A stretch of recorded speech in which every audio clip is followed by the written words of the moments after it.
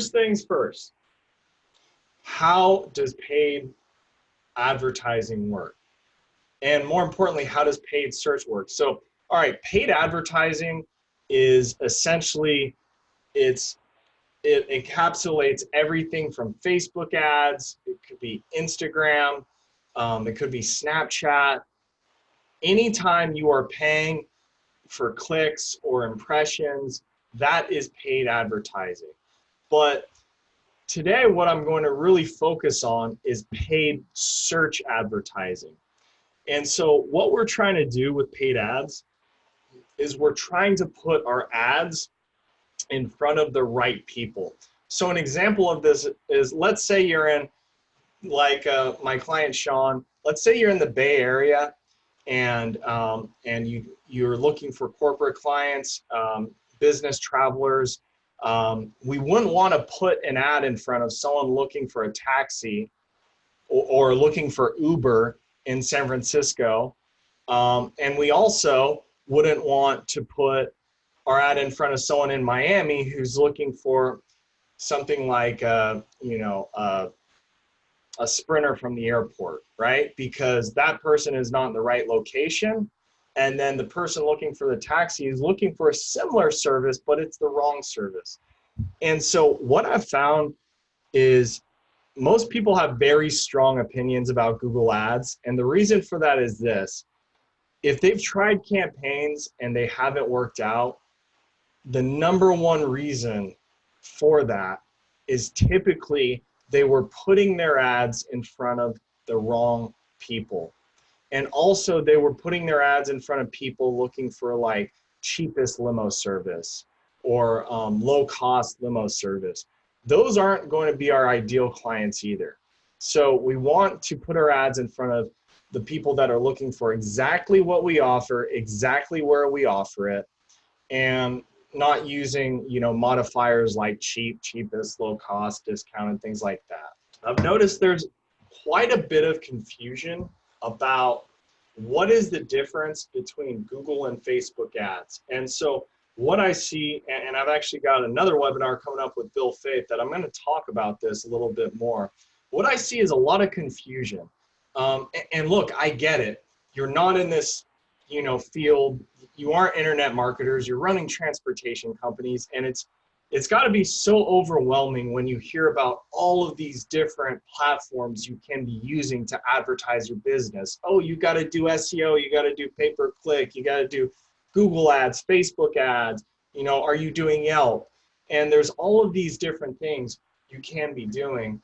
But there's really a huge, huge difference between Google ads and Facebook ads. And I'm really curious. I want to ask you guys this. What does Google ads have that Facebook ads doesn't? If you know this right now, leave it in the comments. It's one word I'm looking for.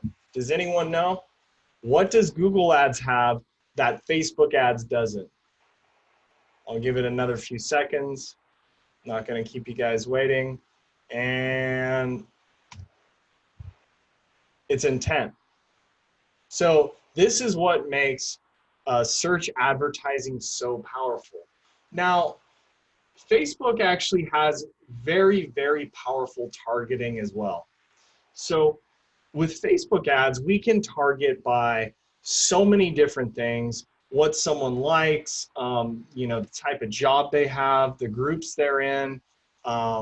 There's just so many different ways we can target them. But one thing Facebook ads doesn't have is it doesn't have intent.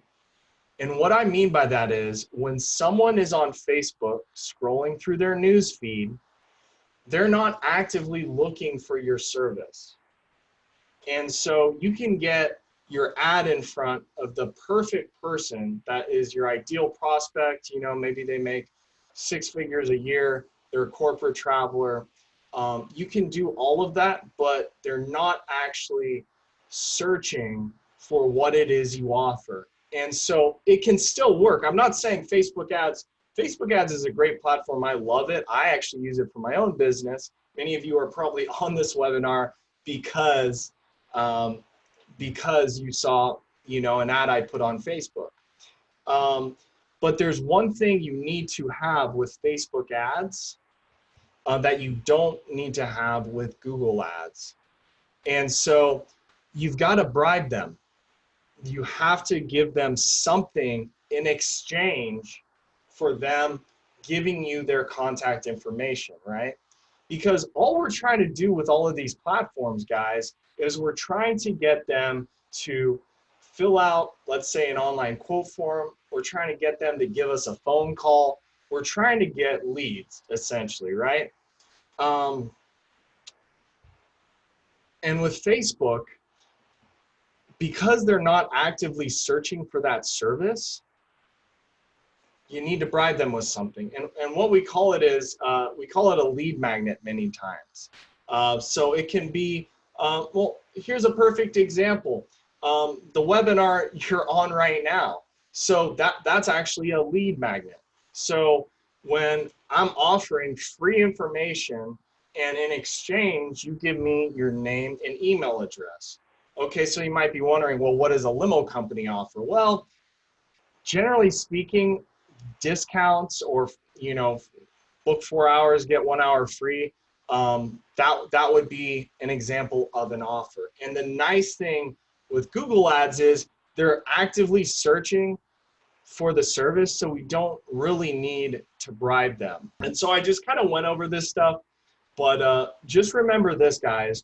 If you do a Facebook ads campaign, because I've seen lots of Facebook ad campaigns from different operators, and they showed me their ad, and I said, look, guys, we're not trying to just, it's not like a billboard. There's two types of advertising. There's a direct response, which direct response is you're trying to get them to take action and do something. And then there's the type that's just branding, like, oh, we're just getting our name out there. But the problem with that is you can't track how well it's working. So if you're running a Facebook ads campaign right now and you're just posting, oh, hey, use my service, we offer the best service and whatever, and we have new vehicles and all this other stuff, but you're not offering them, something in return for their information, that ad will not perform. And we don't want to just do ads so that we can, quote unquote, get our name out there. Because when you spend money on advertising, you really need to know what sort of return on investment you are getting. And so that's why if you do use Facebook ads, you need to provide an offer.